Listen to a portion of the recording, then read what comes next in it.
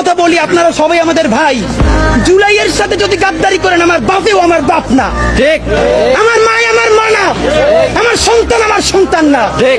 আমরা শহীদ পরিবারের সাথে ওয়াদা করেছি, কমপক্ষে 20 জন মা আমাদের মাথায় হাত রেখেছে। শহীদ আবু সাঈদের মা রেখেছে, শহীদ আব্দুল্লাহ বিন জাহিদের মা আমাদের মাথায় হাত রেখেছে। ফামিনের মা পরশু এসে বলেছে, বাবা যতদিন আন্দোলন করবা, 2টা ছেলে আল্লাহ দিছে, একটা শহীদ হইছে আর একটা তোমাদের হাতে দিয়ে দিলাম, ও সকল প্রোগ্রামে আসবে, আমিও আসবো। বিচার না কইরা আল্লাহর কসম তোমরা রাস্তা থেকে ছাড়বা না।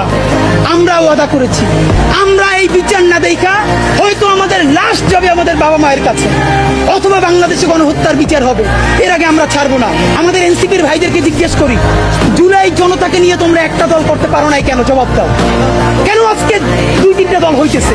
তোমরা একটা করছো, শুক্রবার আর একটা হবে, পরশু আর একটা হবে, কেন? তোমরা কেন একা একা মাস্টার মাইন্ড হইতে গেলে আমারে বলো। ঠিক। তোমরা কেন বললো না এই আন্দোলনের মাস্টার মাইন্ড 18 কোটি জনগণ? ঠিক।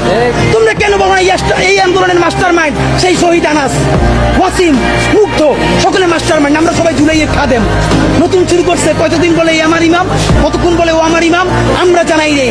এই জুলাইয়ে বাংলাদেশে কোনো ইমাম নাই, এই জুলাই হয়েছে উপরে আল্লাহর রহমতে, আর আমরা 18 কোটি জনগণ এই জুলাইয়ের খাদেম। ঠিক। এই যে যারা বলে না উসমান হাদি চলে গেছে, হাজার উসমান হাদি তৈরি হবে, আসলে ভাই উসমান হাদির মতো মানুষ আরেক কখনোই তৈরি হবে না।